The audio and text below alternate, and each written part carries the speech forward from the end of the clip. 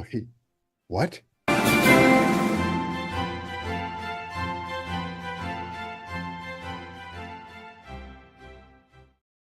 Welcome, everybody, to the show. I forgot to change it back over to the regular intro from last week. That was my fault, too. Yes, of course. So, funny story. Dan and I are talking just before the show, and I pop in, and Dan's popped in, and I'm like, Dan, I can't hear you. And he's like, and I can read his lips. He's cussing and everything. Dan, I still can't hear you. He comes out, comes back in. Still can't hear him. He pops out, is out for like a minute, and then he comes back in, and I say, Dan, I can hear you now. He's like, cool. You know why? Why? Because my headphones are on now. So, lest anybody get the wrong idea that this show was being run by professionals, now you know. So anyway, welcome everybody to the show. Hopefully everybody did have a good time last week with Dan's big sale. And, you know, we're going to do another one at some point, so. I had a lot of fun. People were very generous. Renewed faith in the particle beings, because I have no faith in humanity. We are particle beings. we have vibration, frequency, and energy. That's what we have. Well, they've definitely got some of that jazz cabbage up there in Canada. Anyway, now that we're talking about frequencies and waves and other assorted vibrations in the ethereal continuum. You said it was going to be a lot of work. You're not kidding. Well, yeah, I've done it before. You're not kidding. That's why I only did 12 things. I mean, for God's sake, man. I mean, because people want their games, obviously, you know. And all of them, every single person was like, no rush, but I wanted to get it out to them. So I did get. No rush, but ship me my fucking games. But 98% of the games have been shipped. If anybody there on the chat did not receive their games, please email me at noenemies@videotron.ca. You know, it took me until I didn't get the last packages shipped out until we did the show on Sunday. I didn't get the last like 3 packages shipped until Friday, even though they were sitting there packed up, labels on them, ready to go, because I had an identity theft situation. So I have a game all packed up in my car, ready to go, and I even forget who the hell it's for. But anyways, well, it happened. So tonight we're grilling Dan about science. For at least one question. Dan, what do you think of science? I think it's factual. Well, that's great, because they could generally prove it. And when they can't, they know, even if they're not telling us. Science is science. Yeah. Yeah, Dan, if anybody needs Dan's email address, it's noenemies@videotron.ca. Right, Dan? What do you mean it's a collector's item? I don't get it. Yes. Okay, well, there you go. noenemies@videotron.ca. Yeah. What does it mean? It's a collector's item. I don't get it. Maybe he just had a problem getting it. It was in the ticker last week, so I don't know what to say. I can't make it any more obvious than that. So, well, I still don't get it. Yeah, I don't. Yeah, I recommend generally. There are situations where the UPS flat rate box is the correct shipping solution, but not usually, in my experience. I always get a way better rate. Usually it's something like half. It's a lot closer if I'm shipping to like Washington or Oregon or California or something like that, but it's still less than it would than the flat rate envelope would cost. And I can generally protect, again, better inside the boxes I bought rather than, or that Amazon was kind enough to ship me, better than it will be safely transported in a USPS flat rate box. You know, the rates, California, for one game, it's $40 Canadian. Mm-hmm. And the closest, where was the closest other than Montreal? I don't know, we're talking $20. So it wasn't that bad, man. Yeah, there are ways to do this. But I mean, for the sake of free boxes, I don't know about anybody else, man, but I got so much fucking cardboard around here. It is insane. I don't need the free boxes from the post office. Why do you have all the cardboard? Because we buy tons of stuff all over the place. And it comes by mail and it comes in a box. So we got I got boxes. Well, not if I get rid of them, or I usually flatten them out so that they can be easily stored. And obviously, I don't keep everything. Jesus Christ. Yeah, the boxes that we have from the post office, if you try to shove in a game and it pops up a little bit, forget it. Oh yeah, not recommended. That's that's a sure recipe to, hey, it arrived, but it's all messed up. So, but they just won't take it. I would prefer that not to happen. So, well, that might screw. If the post office won't take it, it might be screwing with their dimensional weights or something like that. Who knows? Ah, creep. So, I mean, anyway. Seriously. So, how's it going, Artie?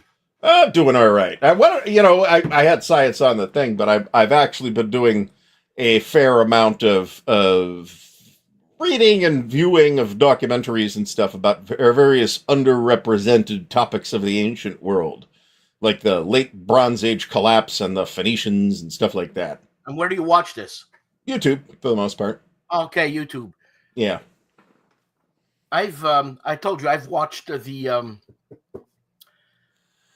economics of the Third Reich starting from 1932. Whoa. Well, yeah, but I think I've actually got a book on the topic. It might be an ebook, however, and I haven't read it at all. It seemed like good research material for a strategic level World War II game. Yeah, but you can watch that video, and it's I think it's in 3 parts, man. It's really detailed. I'm not a big fan of Jaeger, personally. It is better if it's ice cold, but that's only because you can't taste it as much when it's ice cold. It tastes Isn't that a black licorice thing? It's got a bunch of different botanicals in it. It's a liqueur, technically, but it's like a full strength liqueur. So that's Germany's Pernod, or maybe Germany's Sambuca. Well, it's not just anise, though. Like I can't taste anything in Sambuca but the anise. But I believe there is some anise in Jägermeister, but there's like a bunch of other juniper and other stuff too. So I don't. There are things you can do with it that aren't gross, but just drink it is no, thank you. I did enough of that when I was 20. Thank you. This is true. Good opportunity for somebody to do a war game on this topic, actually.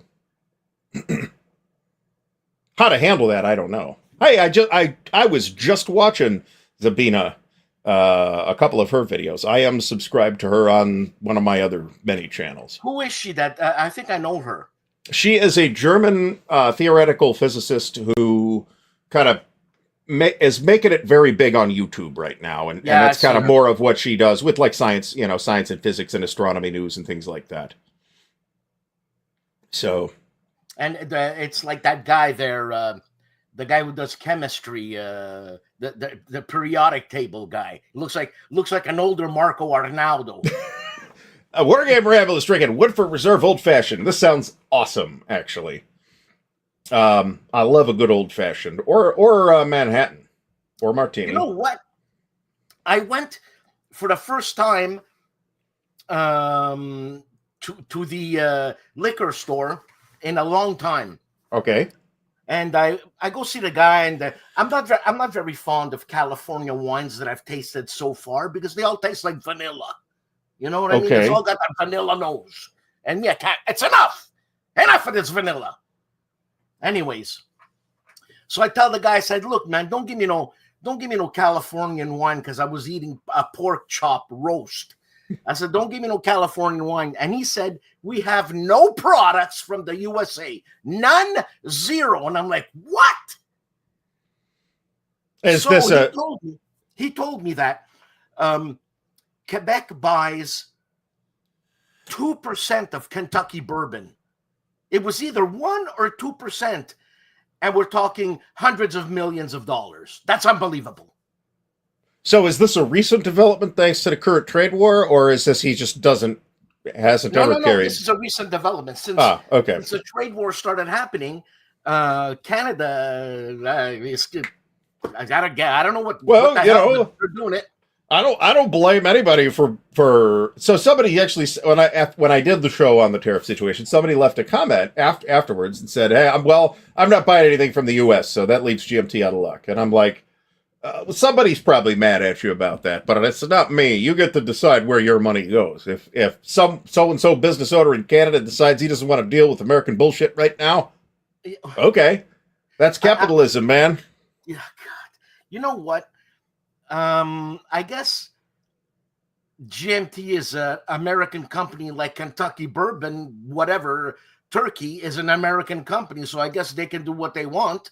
But GMT, why would you want to boycott GMT? Well, I believe the idea is American goods in general. Yeah, I know, but man. But as we've established, their country of origin is China, so. And I think, good question. Annabelle Holland, perhaps. But other than that, in wargaming, not that I could think of. Some of Amabel's footnotes are amazing. So, I was talking to a board game designer, and he was telling me that Europe is the place that it's going to happen, war games and all that. It's going to overtake the Americans because of their cheap, cost-effective method of doing stuff. Maybe. I don't know. But I mean, I don't necessarily think that that's impossible, right? This is kind of an excess. I don't want to talk for another hour about this, though. To be honest, I talked for 2 hours about this the other night. So did you? Yeah. So I'd rather not. Now, on the other hand, the video is probably going to hit 3,000 views today. So cool. I'm glad people watched it and got something out of it.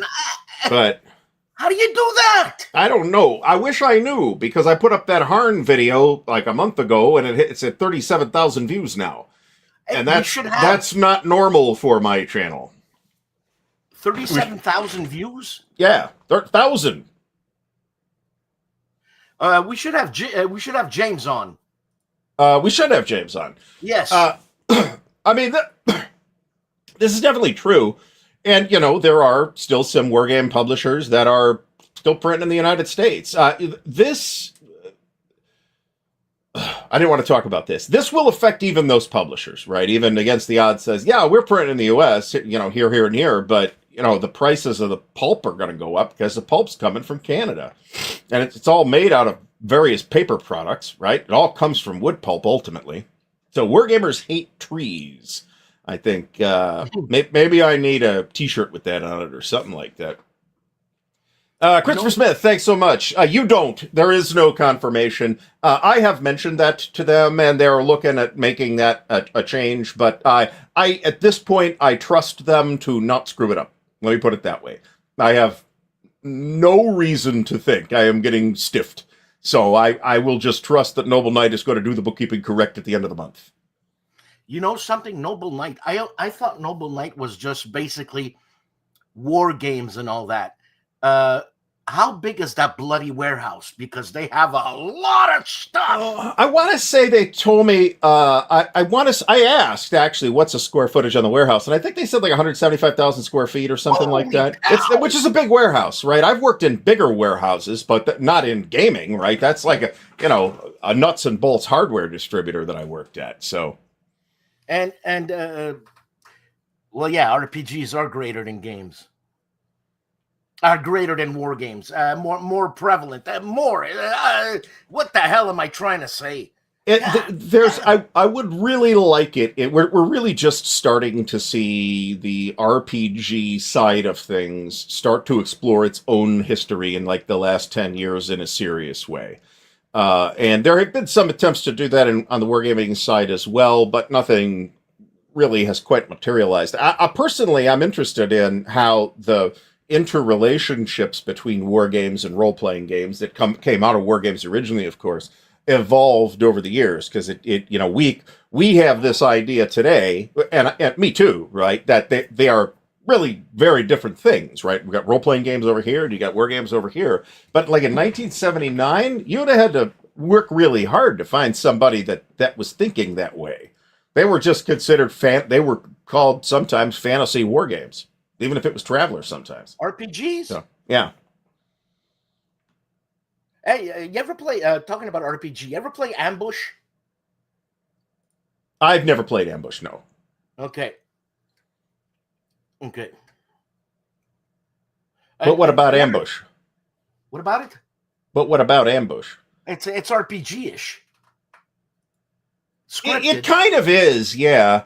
And if you think about it, a lot of, I don't want to say a lot necessarily, but there's an awful lot of notable titles that SPI and or Avalon Hill did back in the day that did kind of step on role-playing game toes in a way. I mean, we have things like Outdoor Survival, for one thing, which the original Dungeons & Dragons book actually said, there are no rules for outdoor travel and stuff in this game, in our game here. What you should do is go buy Avalon Hill's Outdoor Survival and use that. And that's one reason, at least, why Outdoor Survival, at least for a while, was the biggest seller. No way! Yeah, so that's been talked about in a number of places. The RPG people tend to, at least the D&D people tend to know that, and the wargame people tend to have probably known that, but have forgotten it because it's not terribly important. But you've also got stuff like Freedom in the Galaxy, right? And for that matter, somewhat like Mark's John Carter game, right? I would call those games, and there are other examples, kind of RPG adjacent. Even something like Source of the Nile, where you are just, you're an explorer and you're exploring Africa, and you run into tsetse flies, and your guys all die of malaria.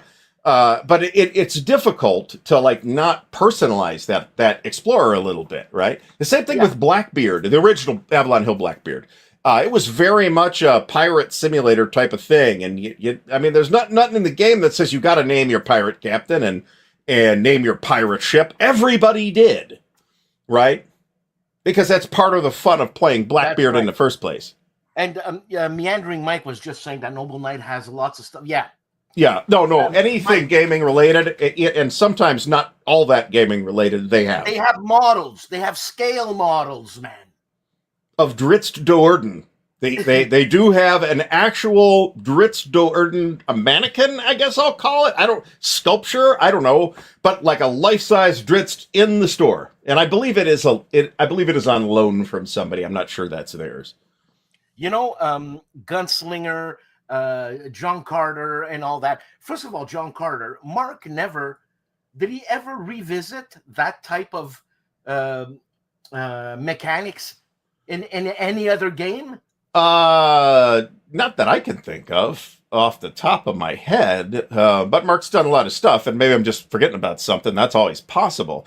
But remember that the John Carter game is a really interesting design in that it's got it's almost like multiple games that one plays together.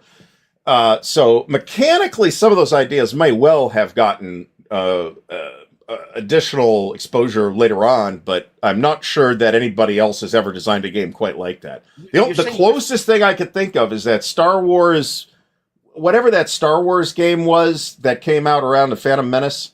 Where it was like the Queen's Race, and you had like the Queen's Gambit. I want to say that game had the starfighter thing with the big robot control ships over here on this part of the board, and you had something else going on this part of the board with the ground party, and then over here you got the Jedi and Darth Maul and stuff, and everything's happening just like it does in the movie. Everything's happening at the same time. I think that might have done something like that, and that's about the closest thing I could think of. That game goes for a pretty coin. It does. At least it used to. I haven't looked at it in a long time. The general consensus is that Outdoor Survival as a game on its own is not that great. But if you're using it for something else, why not? Didn't you give me that game? No, I definitely did not. I have had a copy pass through my hands at one point, but it's been a while. So... Gunslinger, another good point by Joe Green. Avalon Hill's Gunslinger. Samurai was more or less a diplomacy in Japan, as I recall.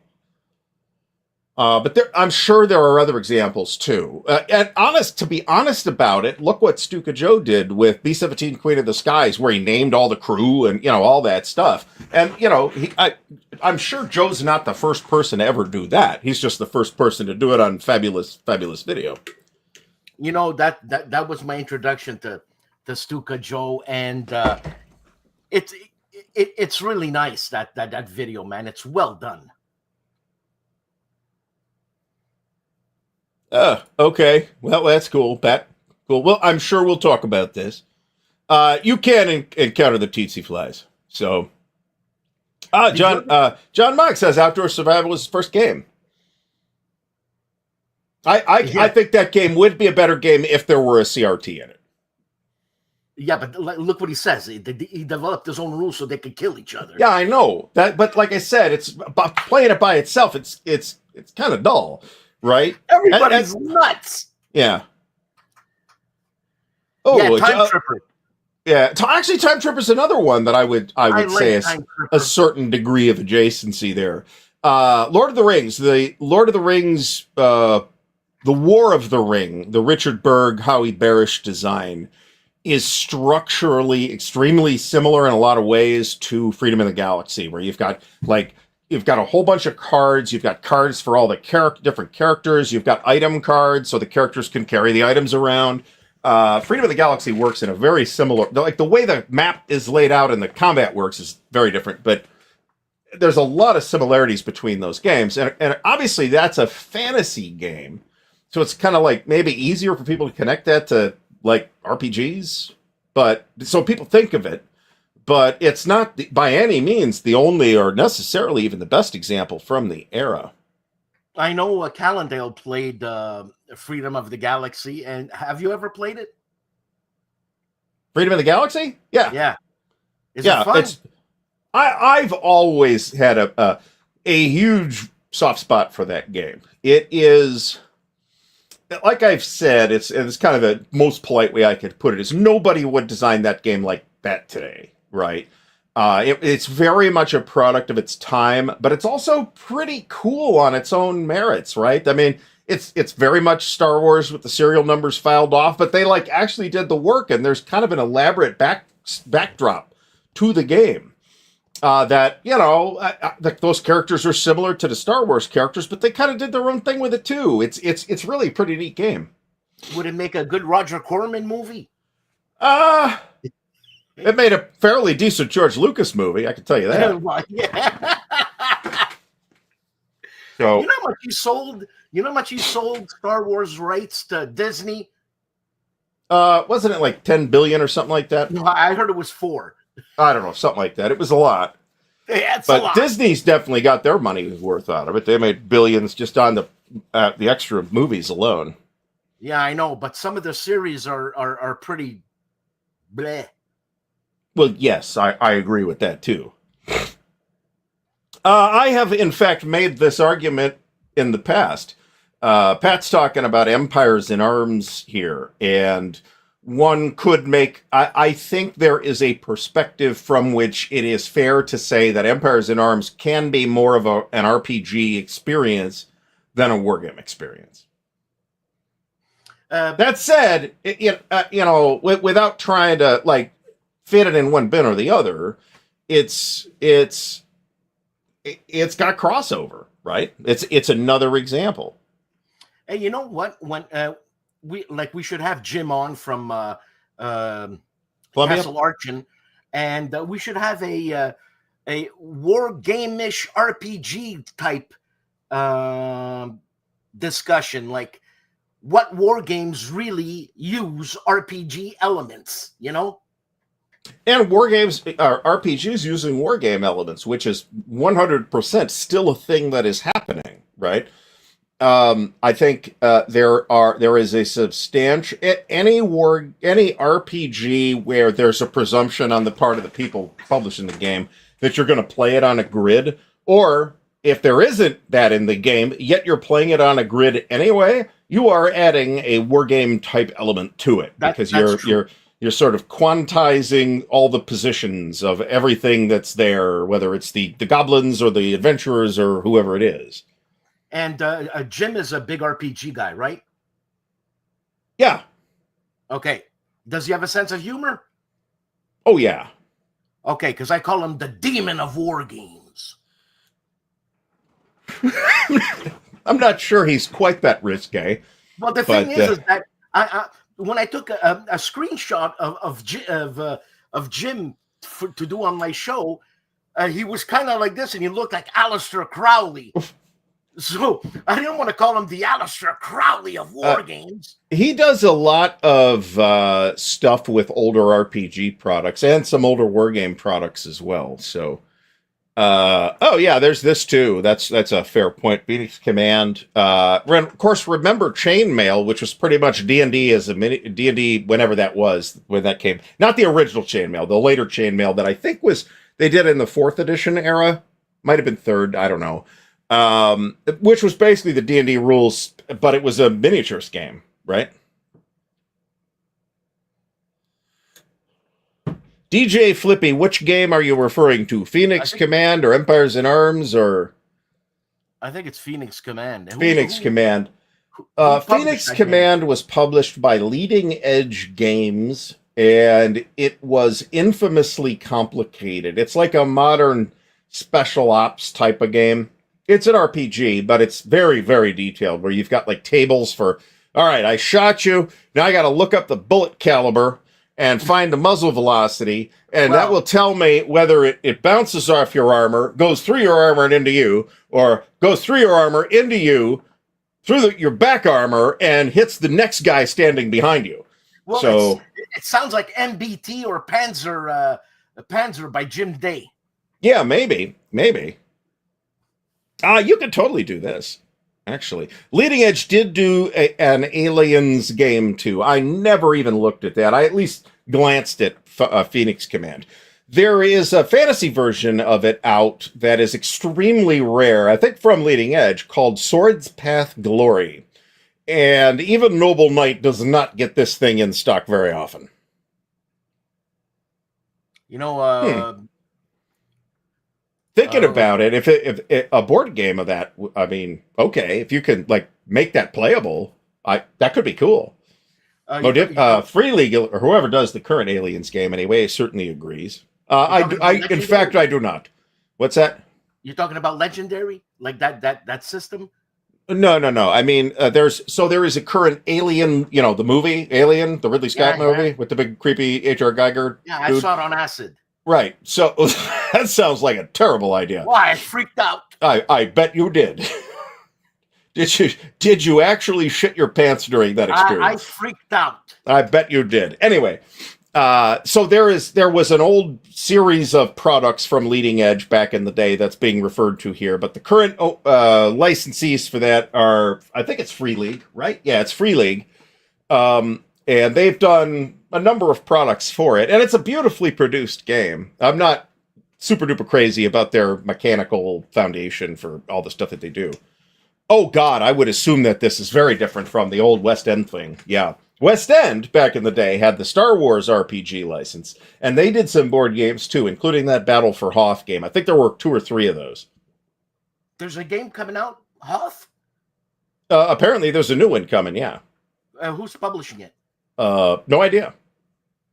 Could be. I don't know who's currently handling that. My interest in Star Wars is not incredibly high nowadays, and my interest in Star Wars gaming is less high. So I have not invested. There are people that like the current round of Star Wars games, whether they're board games or RPGs or whatever. I've heard very good things about what's that Rebellion, Star Wars Galactic Rebellion, or whatever it's called. That's like their take on Freedom in the Galaxy. I would try that. Just because I want to see how it compares to Freedom in the Galaxy. This sounds 100%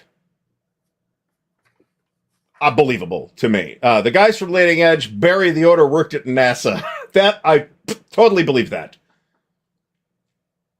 Yeah, okay. Yeah, I'm sure I remember seeing some of this stuff. Okay, whoa. So Battle for Hoth is a Commands and Colors reskin of Memoir 44. I don't need to play that. We're Star Wars Rebellion. This is the thing I'm talking about. But that's heavy, though, that they made it into a Command and Colors. Yeah, I guess Memoir 44 is Command and Colors. Yes. Joe Green. No, that was from FASA.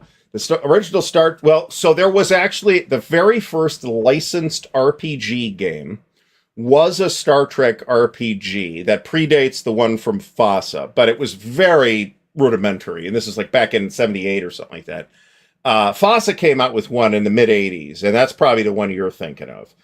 They had it for quite a while, actually. And actually, some of like the people writing the Star Trek novels would actually like refer to the RPG source books. That happened with Star Wars too, the West End source books. But that first Star Trek RPG was from FASA, that you're probably thinking of.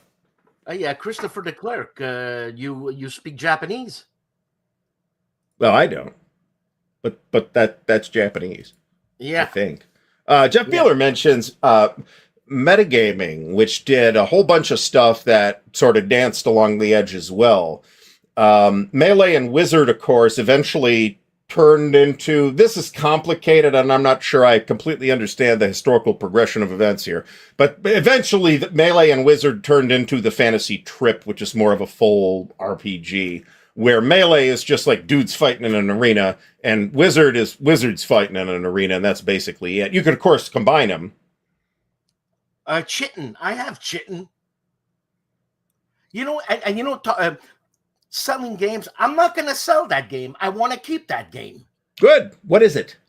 It's a little metagaming thing where you're a chitin or you got to kill the chitins. Huh. Okay. Nobody has brought up Magic Realm, but that's another one that does glide uncomfortably along the line between wargame and RPG, as does, since we mentioned Magic Realm, Talisman. And Dungeon, the old TSR Dungeon game, which actually feels less like an RPG, I think, than like Talisman does. But that's actually a good game. You can still get that too. I saw it at Barnes & Noble the other day. How many bones do sharks have? Molotov cockatiel. If I'm not mistaken, all they have is cartilage, but then their jaw is a bone. You know what I'm saying? So am I There right? might be some piece of jargon that trips people up on that question. Oh, look at this. They use the NASA computers to run their combat algorithms. That's fantastic. Well, that's how do you say it? Taxpayer money gone to good services, whatever the hell I'm trying to say. I am not.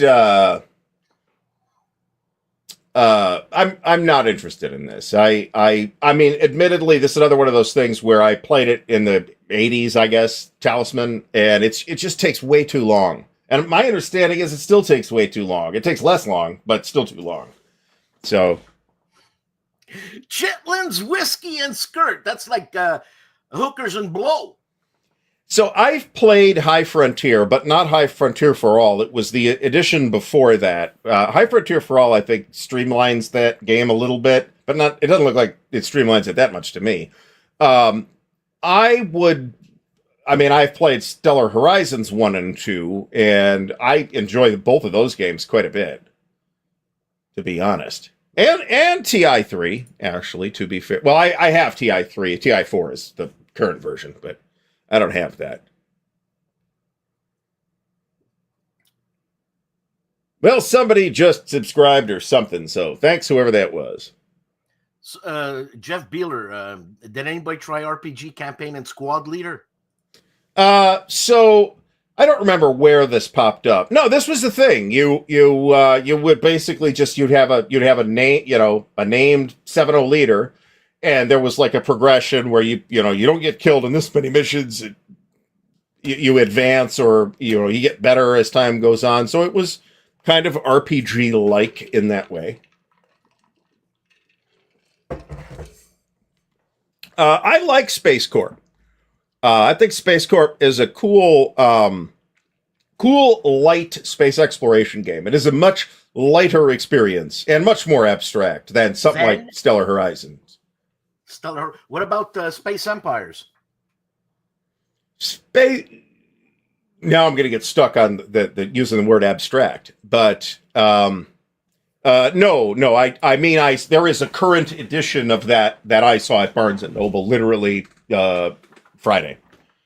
So, all right, Dan, what was that question? Comparing Space Empires to Space Corps. Space Empires is way wargamier than Space Corp. Space Corp is designed like a Euro. Whether it's a Euro or not, I don't know, but it feels like a Euro to me. Space Empires 4X feels like a war game. It feels a lot like Stellar Conquest, another game that originally came out from metagaming back in the day. You're talking Space Empires. Look. Yeah. Okay. Yeah. Away Team is still coming, we hope, at this point. I forget where this RPG thing showed up. Jeff might know. Probably, I don't know, in the General somewhere. That would be my guess. Oh God, yeah. Either Stellar Horizons is heavier than Space Corp, but neither Stellar Horizons is like an ASL level of complexity either. So,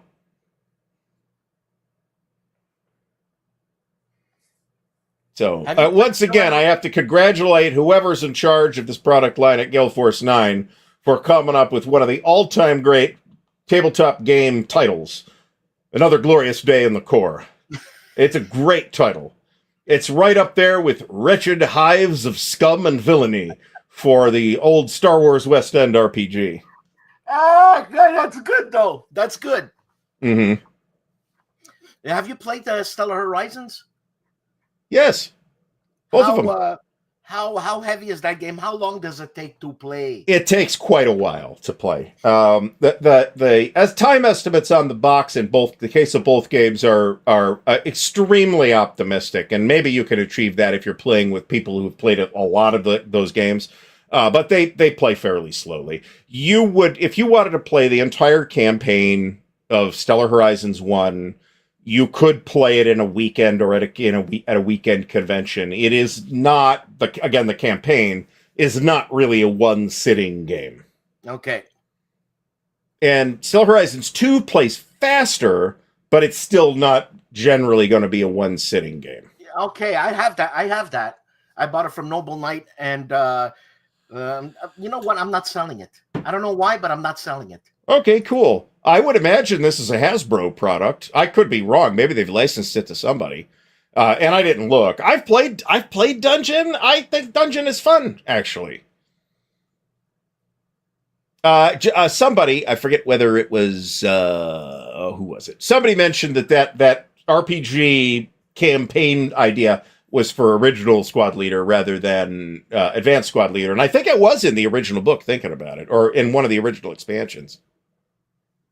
The rule book in Stellar Horizons is, in fact, not well organized. I will say that. The game is not the rules are not particularly complicated, but the rule book could definitely be better. That's true. What is the rarest blood type? I think it's AB. Is it AB? It's like AB negative or something like that. I forget. Something like that. Might be AB positive. Who knows? Or I don't know. Yeah, well, so on the one hand, I did pick up Distant Worlds 2 again, by the way. I bought it when it came out, and it was so buggy that it was unplayable. I played so little of it that I was able to get it refunded through Steam. When it was on sale about 6 months ago, I did pick it back up, so I will mess around with it some more. Star Citizen, they had like a free weekend, and I kind of checked it out, and it was real janky. That was 4 or 5 years ago at this point, though. So I have no idea. I know people are playing it. I hope they're having fun. Cool, but AB negative. Oh, I said AB negative, something like that. What about that game Evolution from Avalon Hill? Is it Avalon Hill? Yes. That's not ringing a bell for me. Dinosaurs. There's a dinosaur, and it's a large box thing. That's ringing a bell. I don't think that's what it was called, I'm thinking of Tyrannus X or something. Tyrannus Rex, yeah, something like that. Rex. Yeah. Yeah. I do remember. I never looked at it. I remember seeing it on the shelf at the game store.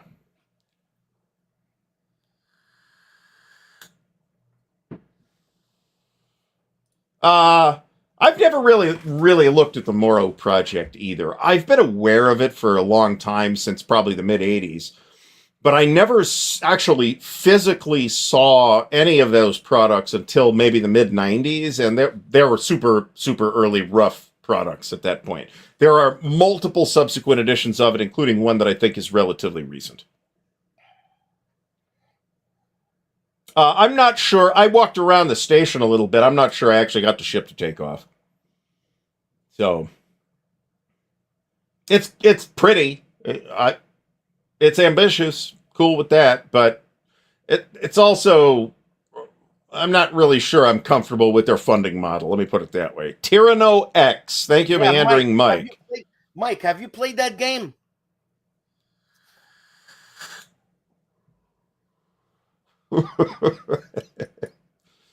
I see where DJ Flippy's coming from on this. I went with Elite Day when I was like super hot to play something like that. I went with Elite Dangerous, which was like out at the time instead. And it's not as ambitious as Star Citizen, but it was out. You could play it, an actual released game. So, and again, if anybody is, I have to say, if anybody has spent $37,000 on a special starship in Star Citizen, then I question your ability to make rational decisions. But it is your money, and you have the right to spend it however you want. Oh, man. So I do not have an ethical objection. I just think possibly you're making some bad decisions there. R.H. Null. Oh, this is interesting. I've heard of this. So, anyway. R.H. Null. Yeah. What is that person, an alien? I guess it could be. They did that on the X-Files, I believe. That was a pretty cool episode, as I recall.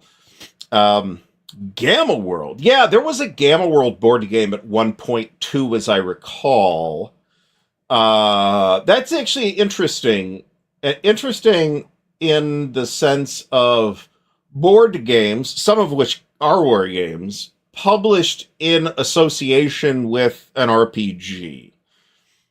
There's a lot of those, actually. If there are a couple of games that Victory Games did for the James board games, that Victory Games did for the James Bond RPG. You've got some things that FASA did for Star Trek, some stuff that West End did for Star Wars. GDW, of course, has a whole bunch of Traveler-connected games. And D&D, I mean, right, even now, has like a whole line of D&D themed board games that you can go to the store and buy, so, at least one of which is excellent. That would be... DJ Flippy, thank you. I have the game. And which planet has a shortest day? I was going to say Mercury. I'd have to think about that. I believe it's Jupiter, actually. Really? Yeah, 10 hours. The shortest day or longest day? I want to say Venus has the longest day, I think. But it might be Mercury, because Mercury's, I'd have to figure it out. Mercury's not tidally locked, but it's in a 3-2 resonance. So for every 2 orbits, Mercury revolves 3 times, and that's a stable or metastable orbit. So it's probably going to stay like that for a while. But I forget. I think it's Jupiter, but you're just watching the tops of the clouds on Jupiter too. So hold on, John Longshore. It spins so fast, rocks fly off it. Yes. I mean, that's funny because I'm gullible. I was going to say, is that true? Mercury is not tidally locked. There is a difference here. So our moon is tidally locked. The same face of our moon. There's also a phenomenon called libration, where the moon sort of wiggles in its orbit. So it's actually more than half. It's like 52% of the moon's surface is visible from Earth overall, depending on when you're looking at the moon. Mercury's in a 3-2 resonance. It does not keep the same face facing the sun all the time. And this was actually, there's a science fiction story by Larry Niven, I think, about this, back when they thought that Mercury was tidally locked, because if you run the numbers, you'll find out that the dark side of Mercury would be like the coldest place in the solar system. But it turns out that's not the case. It actually does rotate.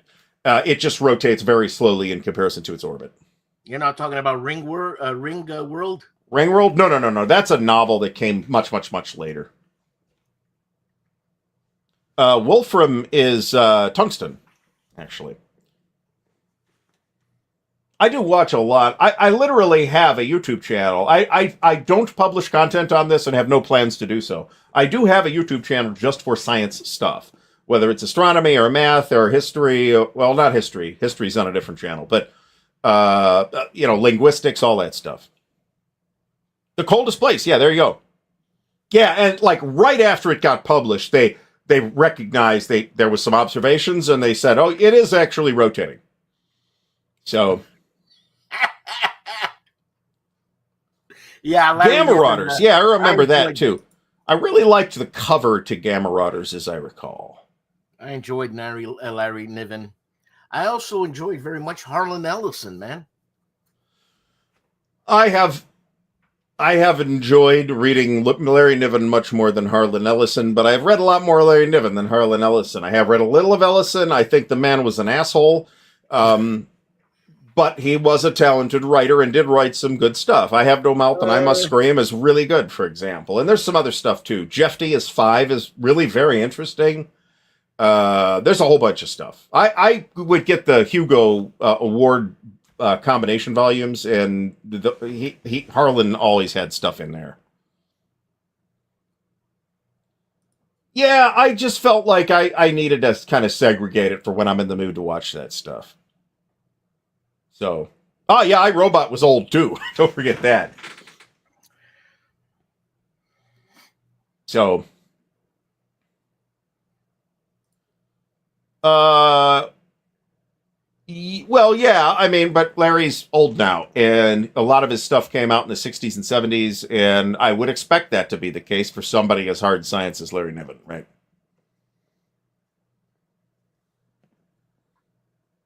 I thought Ender's Game was decent. A lot of people really think it's amazing. Have you ever read that, Dan, Ender's Game? No. I thought the sequel, Speaker for the Dead, was a far superior book. But he wrote Ender's Game because Speaker for the Dead was the book he really wanted to write, but he needed to set it up. So anyway, technically, no. On a big enough scale, everything acts like a liquid. I didn't even manage. I started watching the movie, and it was, in fact, crap. So anyway, so how you've still got you've got most of the stuff shipped out from the sale, Dan? Yes, I have most, and like I said, if anybody if I've forgotten anybody, which I don't think I have, please get in touch with me, please. And shipping, I was surprised by shipping to the States. We're talking $20 to $30 on average. California IA was $40. I mean, that's high, but not insane. And that's Canadian dollars. Way more expensive than that. Yeah, that's what I was going to say. Are those numbers in Canadian dollars? Canadian, yeah, Canadian. So almost free to ship from Canada to the United States. Oh man! And that was, I got a poop load of games to sell, man. Poop load. Yep, we're going to come back to that. So I'm always in the dark, man. I'm always in the dark. I'm the last person to know. Yeah, that's because it's dark up there in Canada. Dan's up there in Canada by the Arctic Circle with the moose wandering by his window. So, there's a lot of stupid people in this world. Next time, Dan, you are going to give me a list of what you are selling that night in advance. That way I can kind of... you right now. Now. That's fine, but we're not doing this tonight, so you can wait. But yeah, if I have it in advance, I can kind of structure things, and then I can look up the list. And I love Excel, so I in fact have been playing Excel all day. Not all day, but a lot of the day. That's really bad. Yeah. Christopher Smith says send him a list as well. He may make you an offer on that stuff. I mean, he didn't say that, but he might, right? So yeah. What? Anybody that wants a list. Does Stack Academy have a used Wargame sale area. Yes. Okay.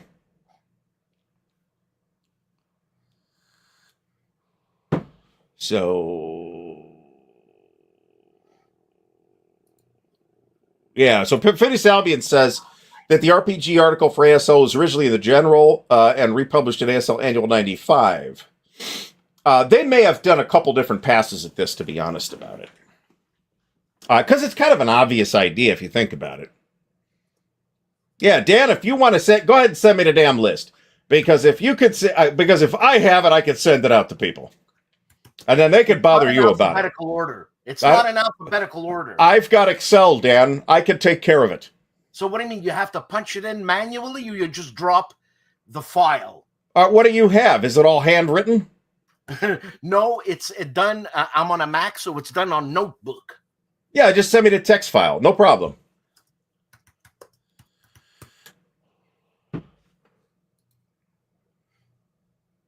Okay, hold on. I feel like this is going to sound like possibly the craziest thing I've ever said. I believe that Microsoft, and I'm not a huge Microsoft fan, and in fact, many of the other things in Microsoft Office suck very aggressively. Specifically, Outlook and Word suck pretty aggressively, but Excel is a little flaky sometimes. But it has added meaningfully to my life in a positive way. Let me put it that way. I have organized billions of things using Excel. Billions and billions. Okay, let me see. How far are you from Toronto, Dan? Say what? How far are you from Toronto? Aren't you like 8-10 hours from there or something like that? No, 4 hours. Oh, well, that's not that bad. That's like me driving to WBC. Why are you talking about Toronto? There's a convention in Toronto that Jeff Baylor's mentioning here, TabsCon. Sponsored by the delicious diet soda. Which is horrific, by the way. just to get that, make that clear. Oh, I would totally do this. I would be calling him Clippy. Who? In fact, the guy that worked on Clippy. You remember that? You might not remember the little paperclip assistant that they had in some versions of Microsoft Office. And it was only ever in the way. It was never helpful in any sense. So yeah. So folks, stay tuned for more game sale. Because then Dan will be able to afford to keep the lights on in the house. I sent you the list, by the way. Okay, cool. I'm going to just glance at it real quick. And that's I got maybe 2 or 3 other lists like that. All right, well, whatever you want to send me. Oh, you got some cool stuff here. Yeah, at least one thing that I kind of want. Brando in Apocalypse Now. I'm going to imitate Marlon Brando, okay? In Go Apocalypse Now. Because I've always loved it. And this is the scene I'm going to imitate. Please don't disrupt me, Artie. I got to get into get into character? Character, okay? Okay, go ahead.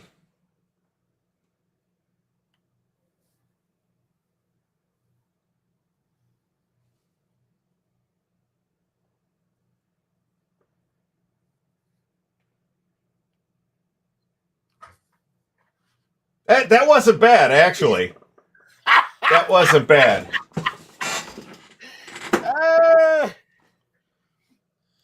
As much as Marlon Brando was an ass, what an actor. Oh, yeah. Fabulous actor. No question about it. Stella! That was a fantastic movie. I was at the exact right age that my introduction to Marlon Brando was in the first 5 minutes of Richard Donner's 1978 masterpiece, Superman the movie. That's bad. Maybe, but I was like 7. So what are you going to do? What am I going to go watch On the Waterfront at age 7? You know what? I saw On the Waterfront, and I swear to God, Rod Steiger, Marlon Brando, what a team. Oh, I bet. I missed something here.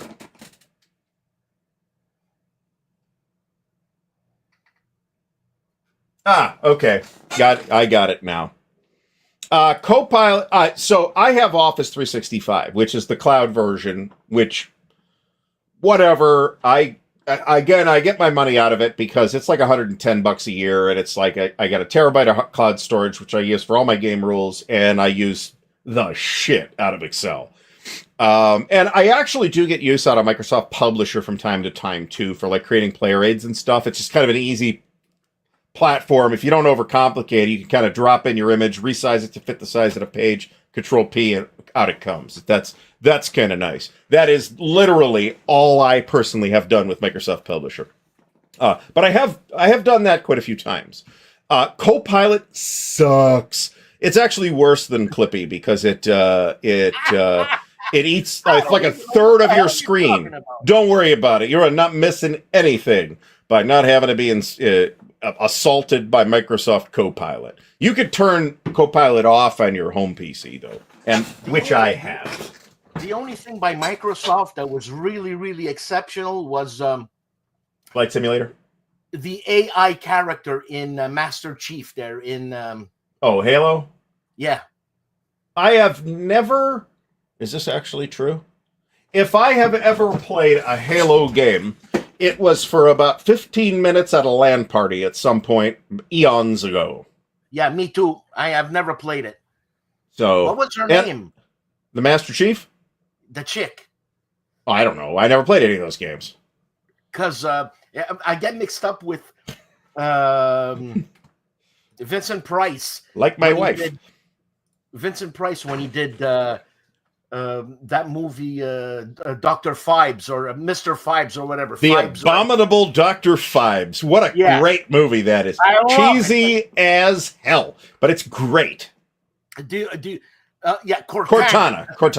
Yeah, do you remember the name of the woman that was in Dr. Fibes? Volnavia. Jesus! Volnavia. Mm-hmm. There's a sequel. Have you seen the sequel? Yeah, of course I have. Yeah, the sequel's not quite as good, but it's still fun to watch. It's cheesy. It's Vincent Price, man. Come on. Well, it is cheesy. It's from that era. Have you ever seen The Raven? No, with Peter Lorre? Yeah, Vincent Price and Peter Lorre. That's a fabulous movie. Is it a comedy? I mean, it's cheesy, but no, it's not a comedy. And Hammer stuff was cool too. I love Hammer. I just watched one yesterday. I watched Vampire Circus. We got a couple minutes here. This might take a minute. So I watch a lot of YouTube, okay, and that includes shorts, but I tend to watch more like actual videos. And sometimes they will be about completely random stuff. We're sitting in the living room the other night, and my wife's watching something on the TV, and I'm watching something on my phone. She's like, "What are you watching?" And this is about, what was it about? I can't remember, but it was the most arcane thing imaginable.